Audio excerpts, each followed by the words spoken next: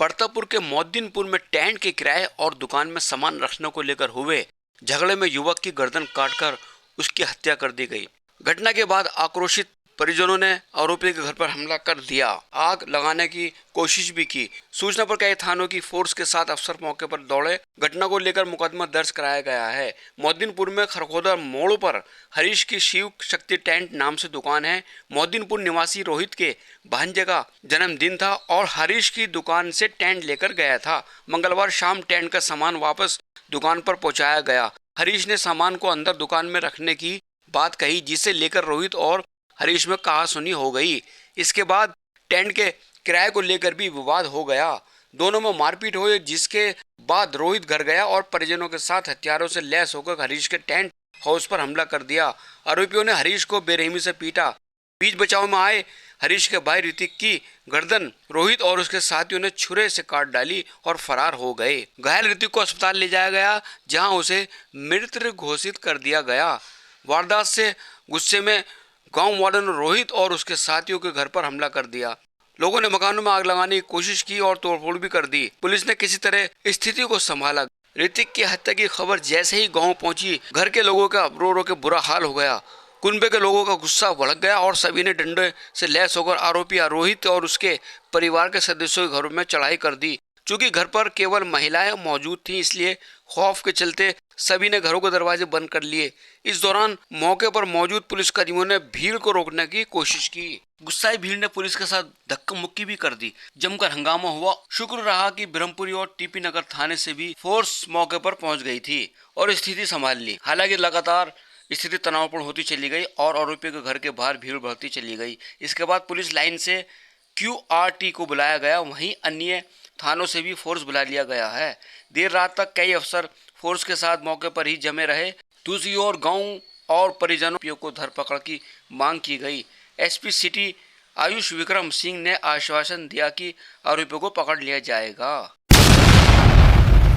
सूचना मिली कि मोहद्दीनपुर क्षेत्र में खरखोदा मोड़ पड़ता है, वहाँ पर एक ऋतिक नाम के व्यक्ति हैं, उन्हें एक रोहित नाम के व्यक्ति द्वारा चाकू से वार किया गया है और जिससे वो घायल हो गए। सूचना मिलते ही पुलिस द्वारा मौके पर पहुंचकर जो घायल हैं उससे उन्हें उपचार हेतु सुभारती हॉस्पिटल में एडमिट कराया गया था, जहां डॉक्टर द्वारा उन्हें उपचार के दौरान मृत घोषित कर दिया गया है। इसमें पुलिस की टोटल 3 टीमें लगाई गई हैं। आसपास की CCTV फुटेजेस चेक किए जा रहे हैं और इसमें जल्दी आरोपी को गिरफ्तार कर आवश्यक कार्रवाई की जाए।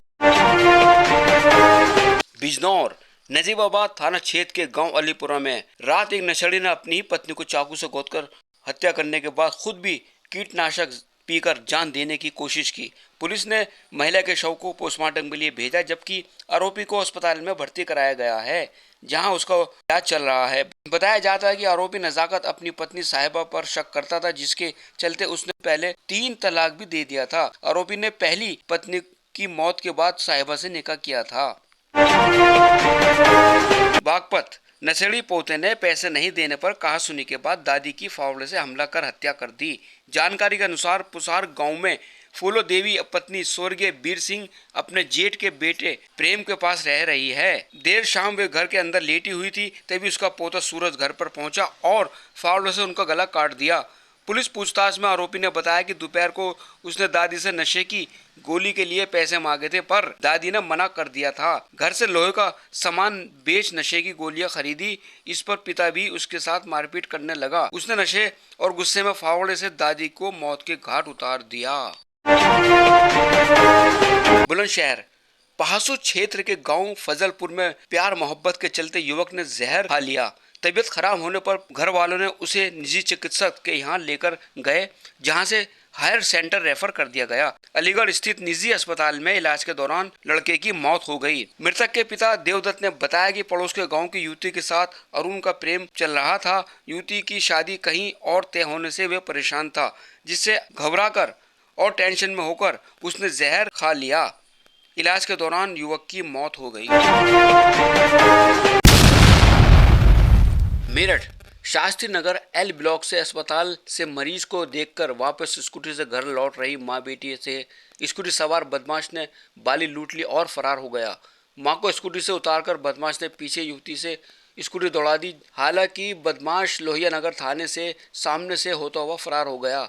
शास्त्री नगर सपना क्वार्टर निवासी महिला हर्षदीप शर्मा ने बताया कि बेटी के साथ अस्पताल से देखकर स्कूटी से घर लौट रही थी। जब एल ब्लॉक के पास पहुंचे, पीछे से आए स्कूटी सवार बदमाश ने महिला से सोने की बाली लूटकर फरार हो गए। इस दौरान मां बेटी स्कूटर से गिरने से बच गई। हर्षदीप शर्मा के बेटों ने बदमाश के पीछे स्कूटी दौड़ाई, लेकिन बदमाश लोहिया नगर थाने से होते हुए गुजर चौक की तरफ फरार हो गया। पीड़िता महिला ने कार्रवाई की मांग की है ताकि इस सरकार में हम अपने आप को सुरक्षित पाएं। तो दोस्तों, इसी तरह बने रहिएगा हमारे चैनल के साथ और हमारे चैनल स्टार टाइम्स लाइव को आगे शेयर भी कीजिएगा, सब्सक्राइब भी कीजिएगा, लाइक कीजिएगा। और आज की वीडियो में बस इतना ही, और कल फिर आपके लिए कुछ और अच्छा लेकर आते हैं।